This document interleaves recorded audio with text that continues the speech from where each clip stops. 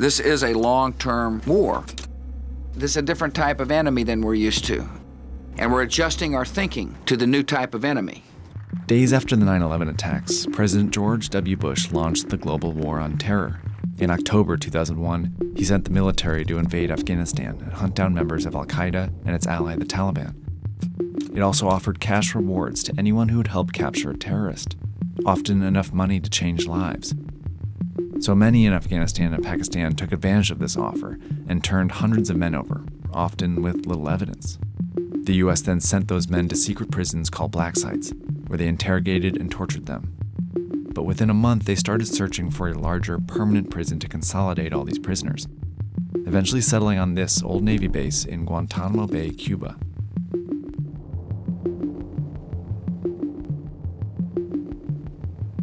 In January 2002, the first detainees began arriving.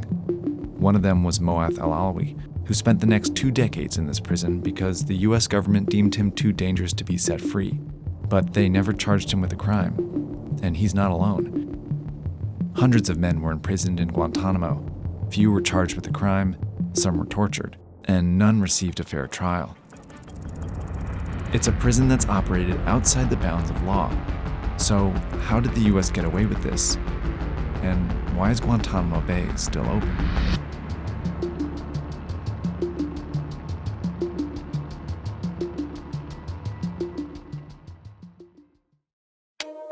There are 2 myths about the people who were picked up. One is that they are all hardened, capable terrorists. The other is that they were all innocent shepherds. This is Dan Fried. He worked in the US Foreign Service for over 40 years and was assigned to Guantanamo in 2009. The conclusion I had is there was kind of a bell curve. At one low end, there were actually hardened terrorists. Like this man, Osama bin Laden's personal secretary. There were others that were sometimes petty criminals and drug dealers, not great people, but not criminal masterminds, not terrorists. And the top of the bell curve were people just a little more involved than what I just described. At the other end were people who were swept up and shouldn't have been there at all. Like a group of Uyghur men, members of a mainly Muslim ethnic group who were fleeing persecution in China. And they wound up in al-Qaeda camps, and we didn't know what to do with them, and so they ended up in Guantanamo. In fact, many detainees were put in Guantanamo based on little evidence, yet Bush officials often described them all as terrorists. I mean, these are people that would gnaw through hydraulic lines in the back of a C-17 to bring it down. Very, very dangerous people. By 2003, there were nearly 700 Guantanamo detainees, and virtually none of them were charged with a crime. The American flag flies again over our embassy in Kabul. Terrorists who once occupied Afghanistan now occupy cells at Guantanamo Bay. The Bush administration chose Guantanamo Bay largely because of its unique location. It was under US control, but it wasn't technically inside the US, so they claimed US law wouldn't apply to the detainees held here. If they put them in a US prison, they'd have to either charge them with a crime and put them on trial, or release them. In other words, under US law, prisoners would have ways to get out. For bad reasons, they didn't trust the criminal justice system. It gives too many rights to prisoners. There was a sense that the old rules had to be thrown out. The US also claimed that international law didn't apply to these detainees either, even though 196 countries, including the US, signed the Geneva Conventions, a set of laws protecting prisoners of war. But for those laws to apply, the US would have to define the detainees as prisoners of war. Then they couldn't interrogate them and would have to release them as soon as the conflict ends. We didn't want to give them those rights. Because we were so fearful of a new terrorist attack, we wanted to interrogate. And frankly, some parts of the US government interrogated through torture. I mean, that's fact. So instead of charging them as criminals or calling them prisoners of war, the US made up a new term: unlawful enemy combatants. The US claimed it could hold unlawful enemy combatants without charges in Guantanamo indefinitely, and the detainees couldn't challenge it in court. But the US could prosecute them in a new court system run entirely by the military. These courts were designed to be complex, with rules that heavily favored the US government. For example, the government could introduce evidence without showing it to the detainee first. This made Guantanamo Bay Prison a legal black hole. The original sin is that we created an institution outside and designed to be outside the rule of law.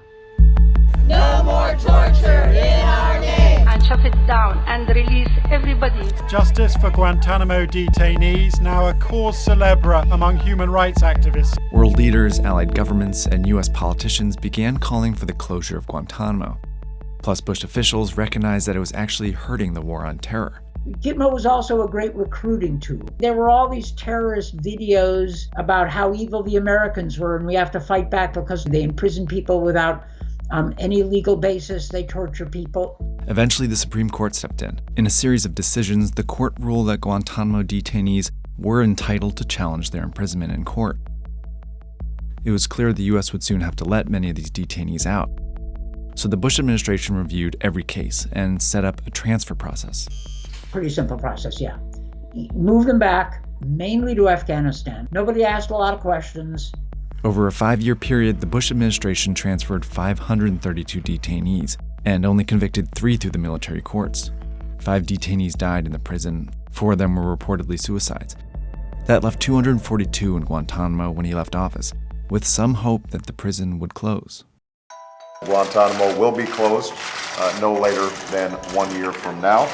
On his second day in office, Barack Obama signed an executive order to close Guantanamo within a year. His administration split the detainees into 3 groups and laid out a plan with more paths out. The first group included about half the detainees, who would be transferred either to their home countries, or for those whose home countries were too dangerous or unstable, the U.S. would negotiate deals with other countries to take them. Or they'd be released to the U.S. This was the plan for the Uyghur Men. A second group would be tried as criminals in a U.S. federal court, including 5 men who helped plan the 9/11 attacks. But that still left a third group. There was a category of people we didn't feel comfortable transferring, but without sufficient evidentiary basis to put them on trial. This final group of several dozen would be moved to a super-maximum security prison in Illinois. Then Guantanamo could be closed. It was a good enough plan. It had risk, but keeping Guantanamo open has risks too. Now, I believe that any plan to close Guantanamo that includes bringing these terrorists into the United States, Mr. President, is a mistake. To do so would be nothing short of an invitation for al-Qaeda to operate inside our homeland. In my view, these men are exactly where they belong. In Congress, Republican politicians fiercely opposed every aspect of the plan. They pushed back against transfers and putting any detainees on trial in the U.S. It will make America a more dangerous place, and it will allow them the platform to spew their hateful ideology. They even attacked the plan to move some into the Supermax prison.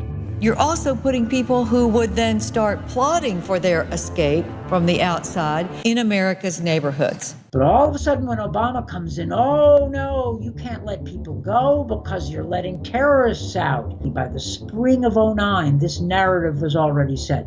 Obama administration, soft on terrorism. It's fair to ask tough questions. What's not reasonable is making it impossible for Obama when you didn't ask any hard questions about Bush. Ultimately, both Republicans and Democrats passed bills that blocked any Guantanamo detainee from coming to the U.S. for any reason, including for trial, imprisonment, or release.